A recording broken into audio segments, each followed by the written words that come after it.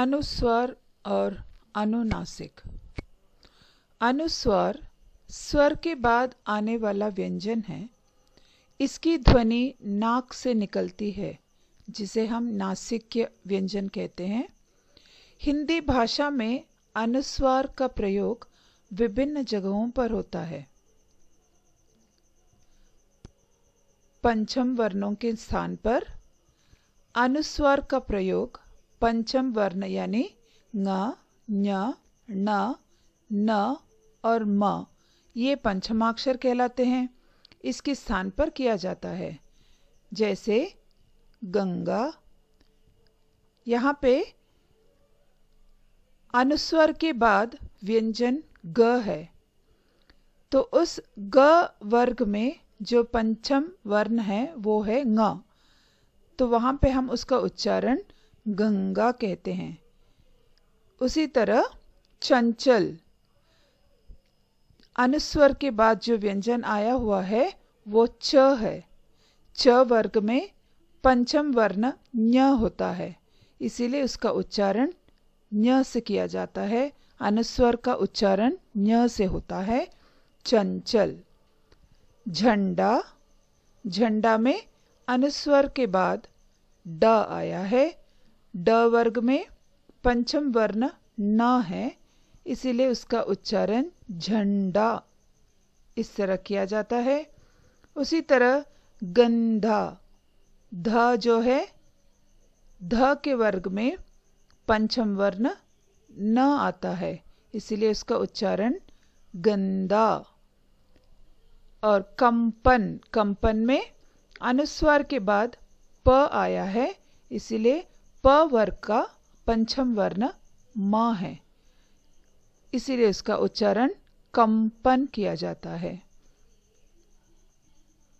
अनुस्वार के चिन्ह के प्रयोग के बाद आने वाले वर्ण क वर्ग, च वर्ग, ट वर्ग, त वर्ग और प वर्ग में से जिस वर्ग से संबंधित होता है, अनुस्वार उसी वर्ग के पंचम वर्ण के लिए प्रयुक्त होता है। जैसे हमने पहले उदाहरण में देखा, क वर्ग में अगर आता है, अनुस्वार के बाद अगर क वर्ग आता है तो उसका पंचम वर्ण, अगर च आता है तो उसका पंचम वर्ण, अगर ट है तो उसका पंचम वर्ण, अगर त या प है तो उस वर्ग का पंचम वर्ण के लिए प्रयुक्त होता है ये अनुस्वार। अब इसके नियम हम देखते हैं।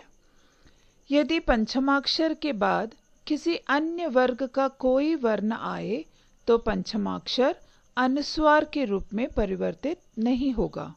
जैसे वाङ्मय, देखिए यहाँ पे म जो है वो भी पंचमाक्षर है, इसीलिए वहां पे हम अनुस्वार का प्रयोग नहीं करते। अन्य,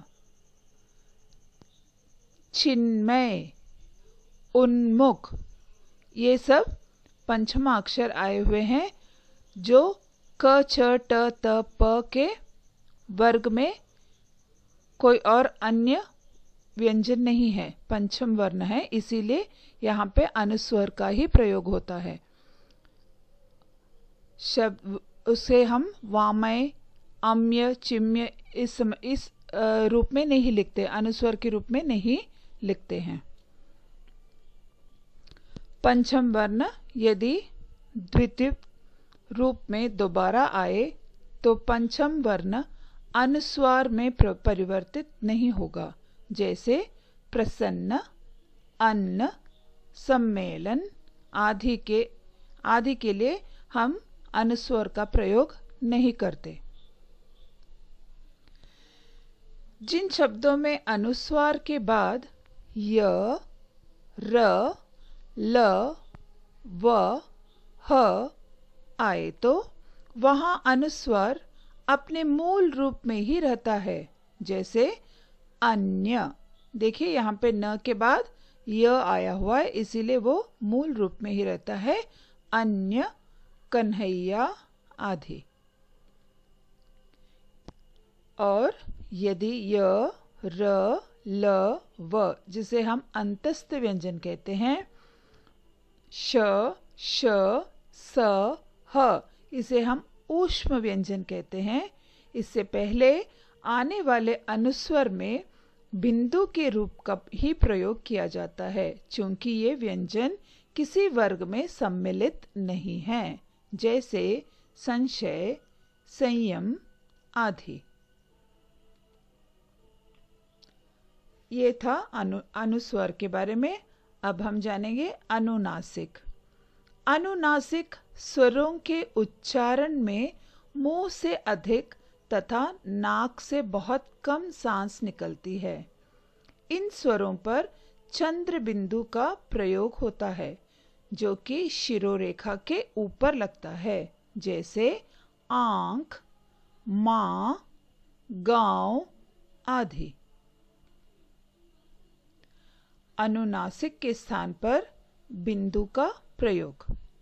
जब शिरोरेखा के ऊपर स्वर की मात्रा लगी हो, तब सुविधा के लिए चंद्र बिंदु के स्थान पर बिंदु का प्रयोग करते हैं, जैसे मैं, बिंदु, गोंद आदि। क्योंकि देखिए यहाँ पे मात्रा का प्रयोग हुआ है, इसीलिए यहाँ चंद्र बिंदु नहीं लगाते, यहाँ पे सिर्फ बिंदु लगाते हैं।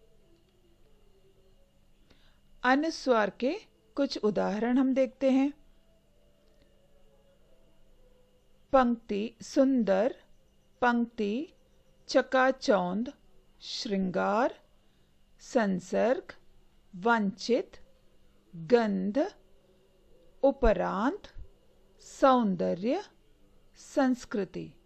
इसी तरह कुछ और अनुस्वार के उदाहरण हैं जो हमारे पाठ्य पुस्तक से ली गई है, जो हमारे पाठ्य पुस्तक के एक एक चैप्टर में पाया जाएगा। वही शब्द यहाँ मैंने लिया है। बंध, बंधन, पतंग, संबंध, जिंदा, नंगा, अंदाजा, संभ्रांत। देखिए यहाँ पे सब अनुस्वर का प्रयोग किया गया है।